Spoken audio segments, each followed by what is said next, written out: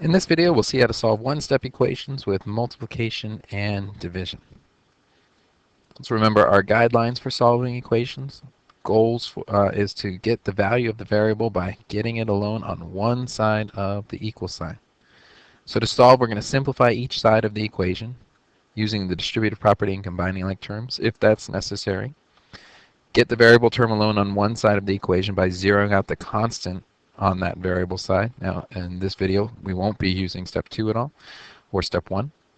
Step 3 will be the step that we're focusing on in this video here. So I want to isolate the variable, and when I say isolate the variable, I want to make the coefficient 1 by dividing the coefficient or multiplying by its reciprocal.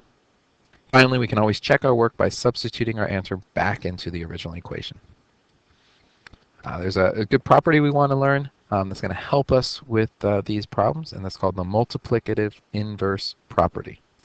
And what that states is the product of any number and its reciprocal is 1. So if you remember that word reciprocal, right? So we talked about when we were dividing fractions a lot. If I have 3/4, the reciprocal of 3/4 would be 4/3. Remember, I'm switching the numerator and the denominator's position.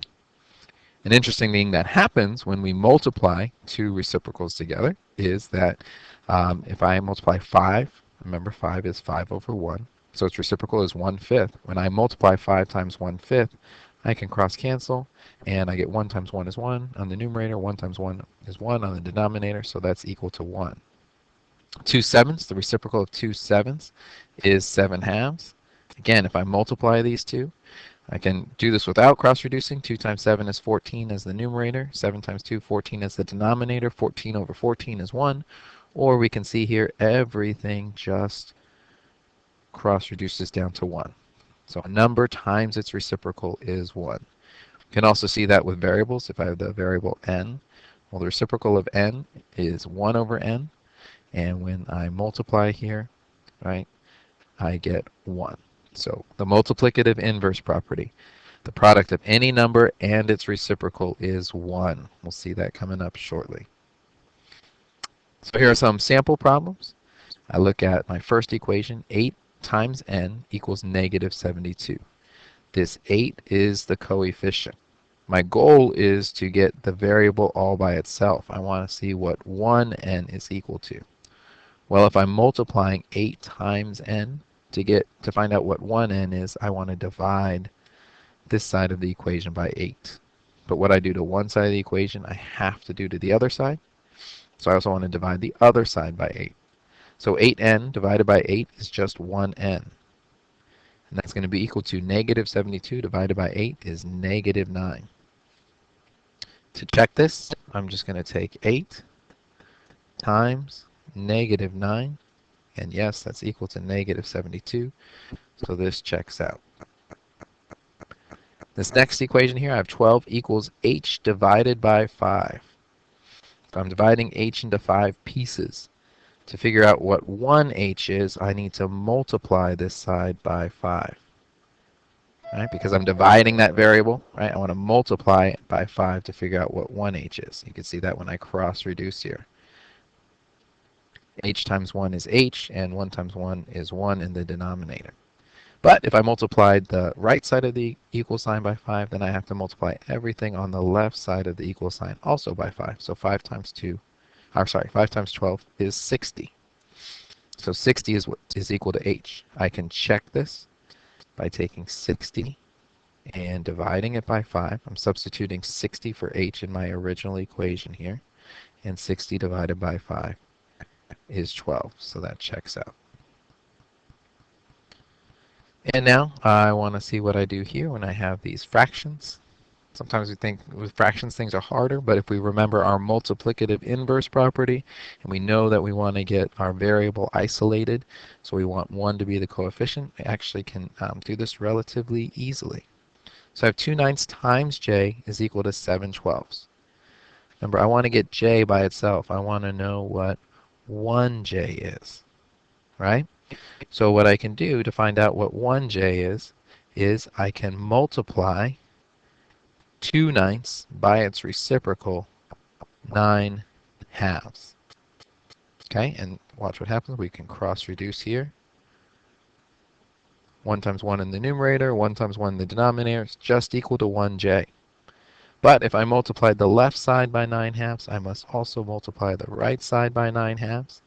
And I want to cross-reduce here. 3 goes into 9 3 times, and 3 goes into 12 4 times. 7 times 3 is 21. 4 times 2 is 8.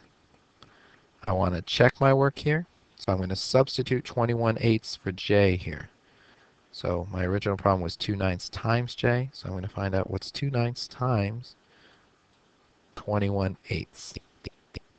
I can cross-reduce. 2 goes into 2 once. It'll go into 8 4 times. 3 goes into 9 3 times, and it will go into 21 7 times. 1 times 7 is 7. 3 times 4 is 12. And this checks out. I get my original answer here, 7/12. Okay, here are some problems for you to practice on your own. Please do them and then hit pause. And when you are done, you can press play and see what the different answers are. Okay, now that you've completed these problems, let's see how we would solve them. Number 1 is -18 equals -8g. I'm multiplying g by -8.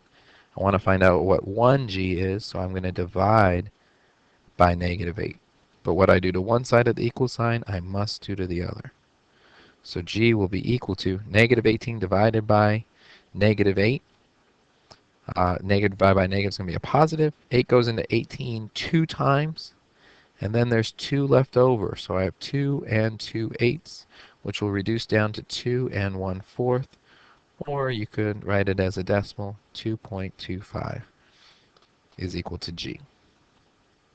I can check this. I can take -8 times 2.25. So 2.25 times -8. 8 times 5 is 40. 8 times 2 is 16, plus 4 is 20. 8 times 2 is 16, plus 2 is 18, 2 decimal places. So it checks out. We get a -18.